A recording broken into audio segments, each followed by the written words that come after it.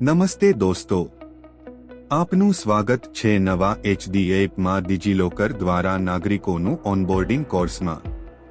ચાલો પહેલા એ જોઈ લઈએ કે આપણે આ કોર્સમાં શું શીખીશું। શીખવાના મુદ્દા।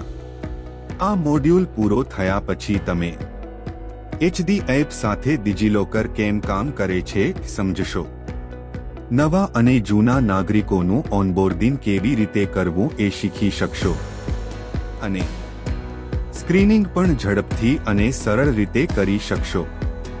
ડિજિલોકર શું છે દોસ્તો?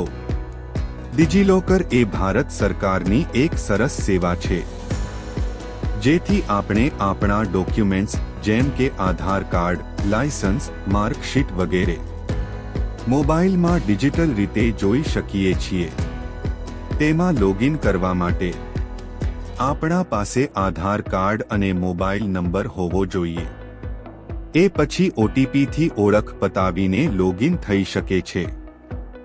હવે જોઈએ નવા નાગરિક ઓનબોર્ડિંગ કેવી રીતે કરવો। પહેલા તમારું એચડીએફમાં લોગિન કરો। હોમ પેજ પર rag new citizen button click કરો। જે પોપઅપ આવે તેમાં ડિજિલોકર પસંદ કરો। હવે નાગરિકનો મોબાઈલ નંબર નાખો, સેન્ડ ઓટીપી કરો। ઓટીપી નાખીને પ્રોસીડ કરો।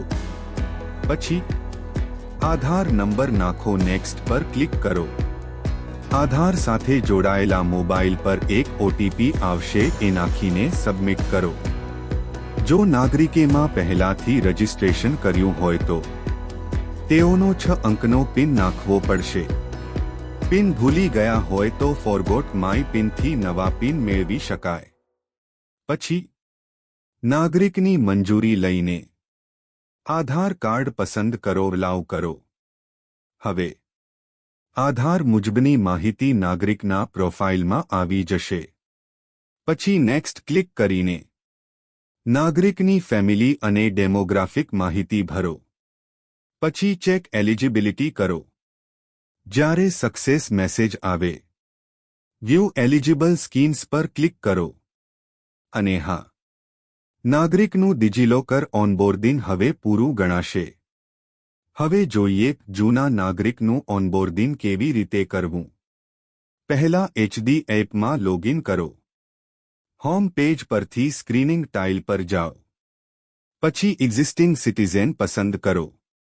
લિસ્ટમાંથી કોઈ એક નાગરિક પસંદ કરો। તેમના પ્રોફાઇલમાં ડિજિલોકર ઓનબોર્ડિંગ ઇનકમ્પ્લીટ દેખાશે। એ ક્લિક કરો। નાગરિકના મોબાઈલ પર ઓટીપી આવશે, એ નાખો, આગળ વધો। પછી આધાર નંબર નાખો। પછી આધાર સાથે જોડાયેલ નંબર પર આવેલ ઓટીપી નાખો, સબમિટ કરો। જો પહેલાથી માં છે તો પિન નાખો। ભૂલી ગયા હોય તો ફોરગોટ પિનથી ફરી મેળવો। પછી મંજૂરી લઈને આધાર કાર્ડ પસંદ કરો, અલાઉ કરો અને એટલું કરતાં જ ઓનબોર્ડિંગ કમ્પ્લીટ થઈ જશે। સારાંશ।